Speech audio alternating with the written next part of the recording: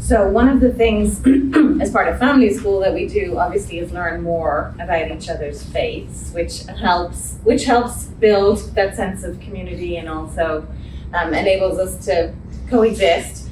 I want to talk about the rites of passage that are important for both religions, and I'll start with the Catholic side. So, if I think about it, baptism, First Communion, confirmation, can you talk a little bit about why each of those, what is the significance of the three of those rites of passage? And then we'll talk about the kind of corresponding pieces, bris, baby namings.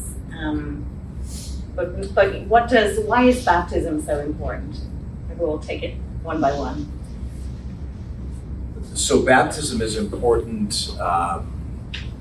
So all the Gospels talk about Jesus being baptized, or at least that's the verb that gets used to describe what happens. He gets baptized by John, who's cleverly named John the Baptist. So he gets baptized by John in the Jordan. There's questions asked in the Gospels about, well, why would you be baptized? Or they have John say, well, shouldn't you baptize me? And there's but there's no sense that what's happening here is necessarily an odd thing to happen, absent the question of should Jesus baptize John instead of John baptizing Jesus, which is to say, there was a familiarity with whatever this was that was happening. It wasn't being invented at the time of Jesus, right? That they were borrowing some sensibility, certainly from the Jewish tradition of whatever, rituals of purification, things tied to initiation. So this is not sort of the Christian movement or even Jesus creating from a whole new cloth something, but rather it becomes, it gets appropriated, right? It gets appropriated, as so many things in Christianity gets appropriated from Judaism in particular. So baptism is there. What will happen in the early church is it will become a ritual around a fundamental ritual of initiation. Now we think, when kids learn sacraments in school, they think because we lay it out this way, baptism, confirmation, Eucharist, or actually in their experience of reception, it tends to be baptism, Eucharist, confirmation, that we think that this is sort of the historical progression, and it's not even close to the historical progression. The historical progression would have been the first Christians probably would have been baptized in some way. St. Paul is the one who sort of picks up and runs with this notion of baptism and the mission to draw people to Jesus and the way, as Christianity was first called, and that there be some ritual of initiation involved in that, which would be this baptism in the name of this Trinitarian baptism formula. So that's old for us. That baptismal formula of I baptize you in the name of the Father and the Son and the Holy Spirit is there really from the earliest moments of the Christian community. And they're sort of teasing this out as they go along. Simultaneously, though, there is this the focus on table fellowship and some sort of a meal that's reflective of the meal that's described in the Gospels that Jesus has just before he dies. For three of the Gospels, it's a Seder meal, it's a Passover meal, and for one of the Gospels, it is not, but it's in the context of that season or that liturgical time of year. And so early on, the Christians are doing something where they would come together in somebody's house. Presumably they would do baptism rituals now and again. They would then have some sort of a meal, and then they would tell stories about the Christian movement and Jesus. And then once they have written texts like Paul's letters, they start to read those things. So Paul's letters were read in houses, right? And now we read them in churches and cathedrals, and they sound funky, and Paul is funky. But it was just sort of the family starting to weave together its story. So baptism and Eucharist are living together on parallel tracks for a long time. Now they're seen certainly as rites of initiation in baptism, but Eucharist, as it is still seen in the Christian tradition, the Catholic tradition in particular, it is an ongoing initiation, right? It's an ever-evolving deepening of my relationship to Jesus, to the community, and to my faith, and to God. So Eucharist is seen, we would say it's the only repeatable sacrament of the sacraments of initiation. We do baptism once, we do confirmation once, but we do Eucharist as much as every day. And so these things are sort of running together. Now and I'll stop talking. And then the historical thing was, then as the church starts to sort of structure itself and get institutionalized, there's a great theologian, Protestant theologian, who says Jesus Christ preached the kingdom of God and we got the church instead. And it's a great insight, right? It's like, it's what we do. It's what we human beings do. It's like little kids building a fort in the backyard, and the next thing you know, they got rules posted, right? Like who's in, who's out, when do we meet, what time is it open, we have to structure these things. And so as the church starts to structure it, we were doing those three sacraments at the same time. The Eastern Orthodox churches still do this. So for example, a Greek Orthodox initiation rite, you are baptized, you are confirmed, and they put a little of the sacred wine on your tongue, so you've received the three sacraments all together, baptism, confirmation, and Eucharist, and you are initiated into the community. In the Western Church, in the Roman Catholic Church, those things got separated out. And here's one of those pragmatic church institutional sorts of reasons why. The rite of the sacrament of confirmation was reserved to the bishop. Why? It wasn't a power thing necessarily. It was a sign of you belong to something bigger.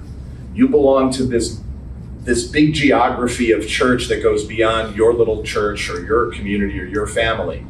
And so the church insisted that confirmation, as is still the case, be held to the bishop. Only the bishop can do that.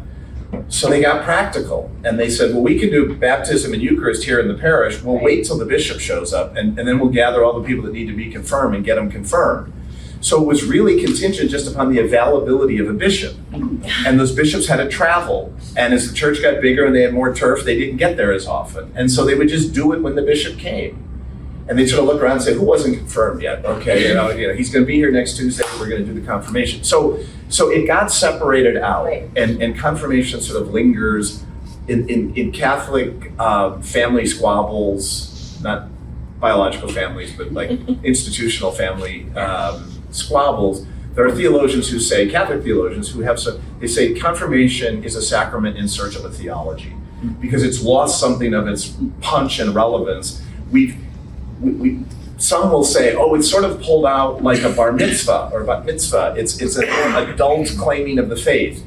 That was our rhetoric for a while. That's actually not what it is in many ways, but we've made it that because most people end up getting it somewhere early adolescence to late adolescence. Yeah. So those are rituals of initiation, certainly baptism and Eucharist in a special way. Eucharist is the repeated one. The beauty of that is the continual invitation to the deepening of my faith and my experience of it.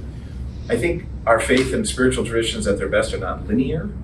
I think they're spirals, right? Yeah. Like we swirl down into depths and then we sort of float back up here in these places. And I think the repeatability of Eucharist is a way of saying, this is how we live. We sort of live in these movements of ourselves closer and further. And it's the constant, right? It's the constant, yeah. In terms of initiation on the Jewish side, so we often kind of pull out bris and baby naming. Mm-hmm. Is that viewed as the initiation piece, or has it evolved into that?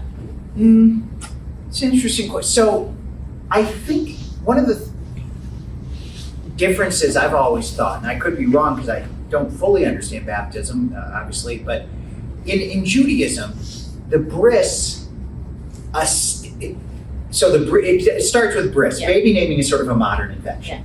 But a bris goes back to Isaac, where on the 8th day, his foreskin is, it goes back to Abraham, who circumcises himself. But then when his son is born on the 8th day, there's circumcision. And that is a mark in the flesh of the covenant. And people know circumcision was happening even before then. I mean, the Egyptians, from what I understand, started circumcision. So this was a cultural practice that was assigned a religious meaning in Jewish life to establish the child's belonging to the covenant between God and the Jewish people. So it is a sacred sign. However, you do not have to be circumcised in order to be Jewish.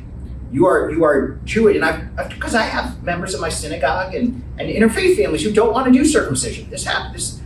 more frequently now than even 15 years ago, that people just, for whatever reason, they don't want to do circumcision. It is not a critical, it's not like you're not Jewish if you don't do circumcision. You still are. That's within traditional Judaism, that's a matter of birth. Whereas I always understood within Catholicism, I could be totally wrong, that baptism in some ways a prerequisite, like it establishes. Is that, I'm not sure, but I know in Judaism, it is generally expected, but it is not the establishment of identity. But you're born Yes, Jewish. yes. It's in traditional Judaism, it's if you have a Jewish mother.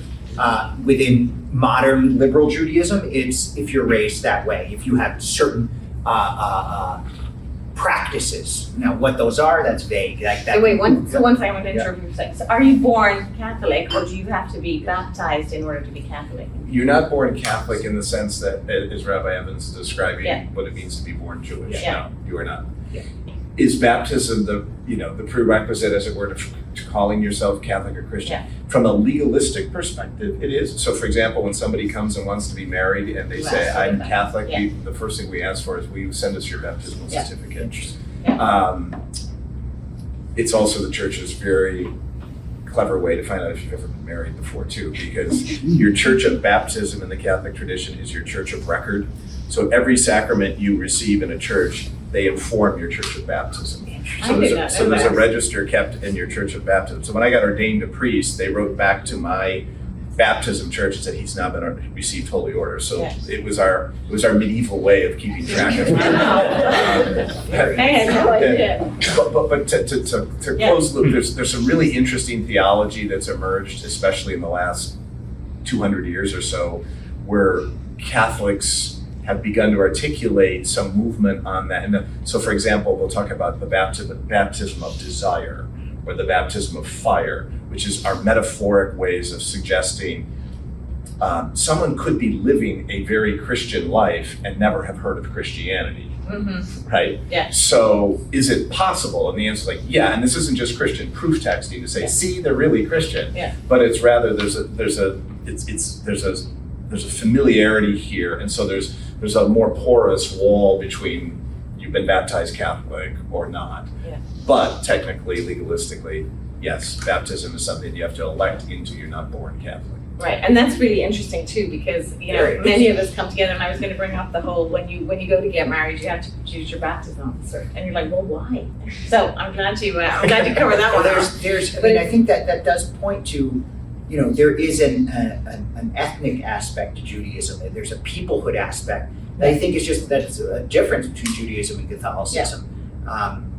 And I think bris still plays that role. For many couples who choose to do a baby naming, sometimes they have a circumcision in the hospital.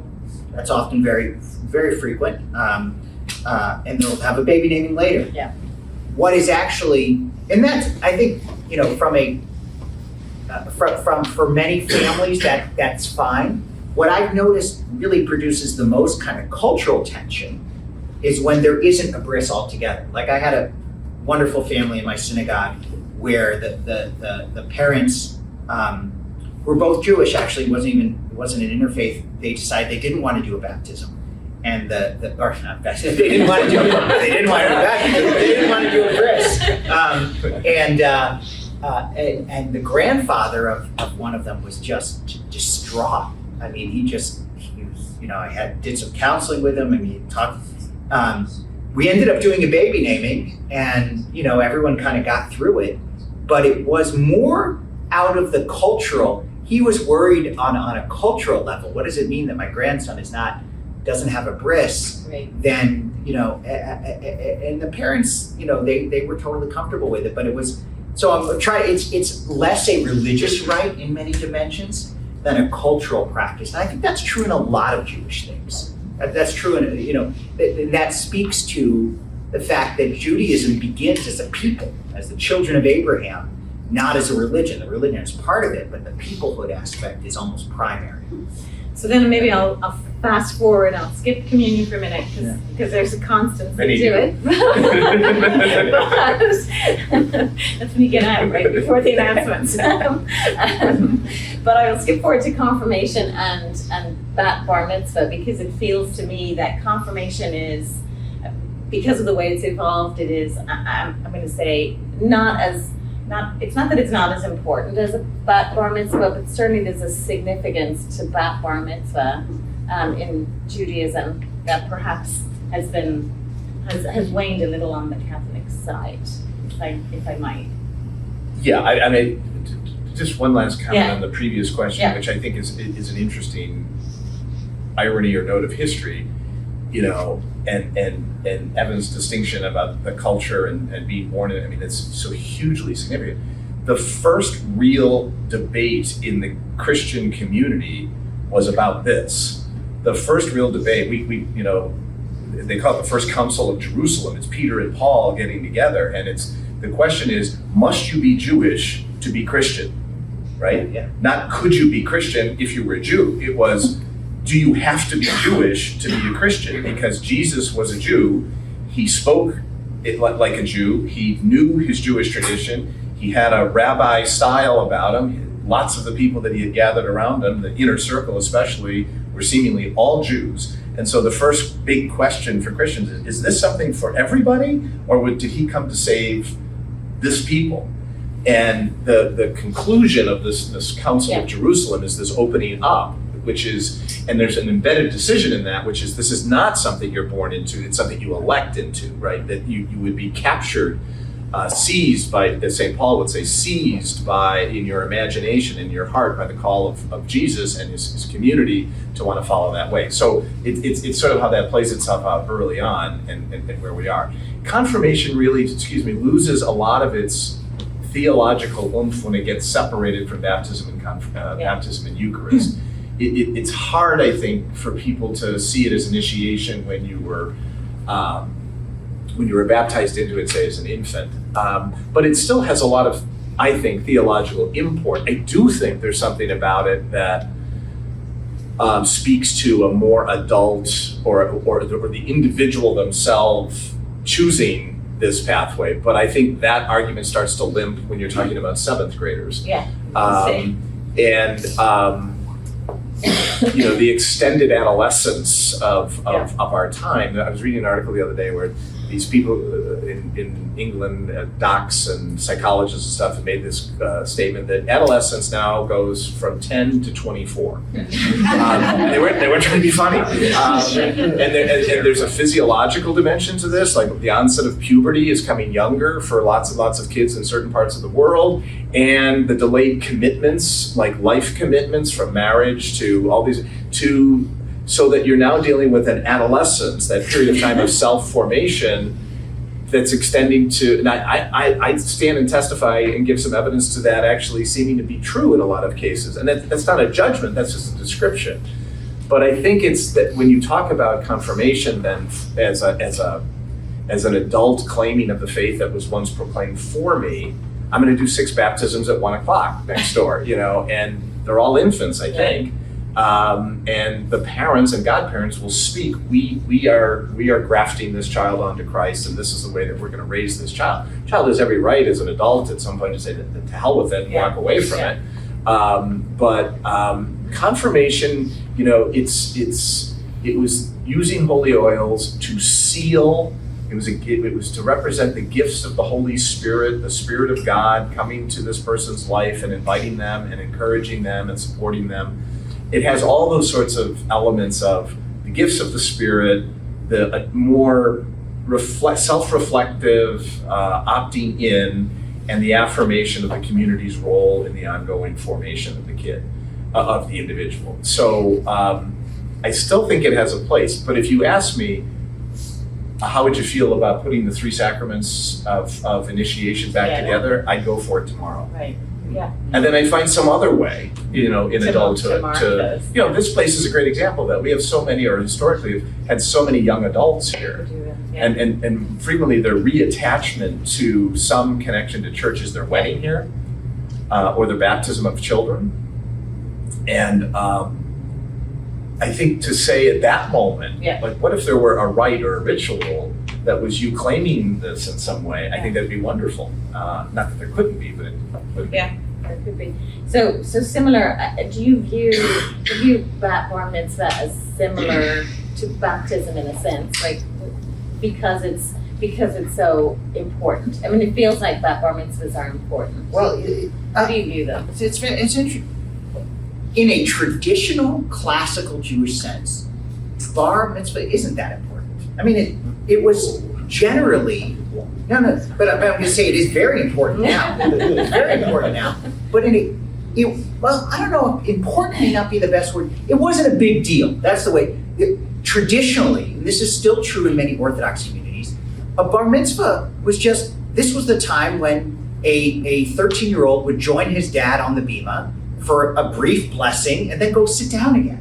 And now that was a sign that this person was now considered an adult and had responsibility for fasting on Yom Kippur, praying 3 times a day, putting on tefillin. It was just an acknowledgement. It was almost like an acknowledgement of becoming an adult. And they could be part of the minyan. Exactly, it would be part of the minyan. It was almost just like a brief, a small acknowledgement of this change in status. But today, it has actually combined beautifully both the religious elements of Judaism and the cultural elements of Judaism. So so there are plenty of things that Jews do that are not particularly religious, right? Bagels and lox, is an example. Traveling to Israel, even, many trips to Israel don't include much religion. I mean, you see the wall and so forth, but they're cultural things. Seeing Jewish movies. These are things many families do together. A bar mitzvah or bat mitzvah, it combines your reading from Torah. So there's a beautiful, even if you're not having it in a synagogue, I know many people here, and children, my wife does a lot of b'nai mitzvah for members of the family school. Oftentimes they're not in a synagogue, but yet there's still a religious dimension in that you're reading from Torah. This is the prime symbol of Jewish religious commitment. Torah is a part of it. You're speaking Hebrew. So there's a deep religious dimension to it.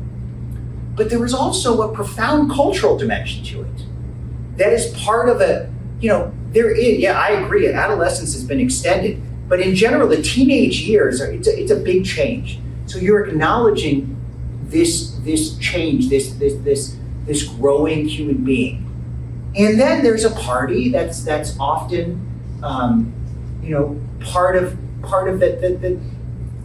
the change in status, and that's marked by a party, and that's something that's sort of almost expected now. Not everywhere, but it's a part of being a young adult, a Jewish young adult, at least in certain communities. Remember where I am in Highland Park. This is it's a cultural expression. This is something that happens frequently on a weekend to weekend basis. So.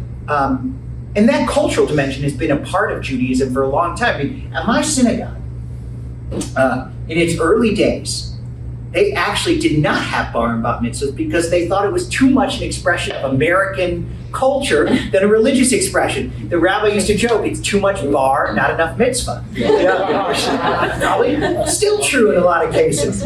But I think that in many ways, it actually, when done well, it is a perfect combination of the religious and the cultural. And so the bar mitzvah has actually taken on much greater importance in Jewish life than it did 100 years ago.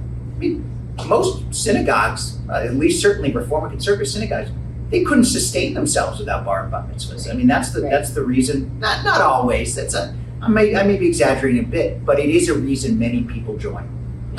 No, it's interesting. I know we're running out of time here, but I think what's interesting for this group in particular is these are all of the things that we navigate together, sometimes wrestle over, like which ones, why is this important? Yeah. How do we explain it, the significance to extended families and friends? So I think it's been really useful to hear some of the background and understand why that is. I'll open it up really quickly if anyone has any immediate questions top of mind. Okay, we're running right on time. It's a miracle. It's a miracle. Yes. I would like to thank both of you for spending time with us today. I know we swerved from Oh, the it's big great. topics to Fun. the smaller Yeah. topics, but I think it's really useful, so thank you both.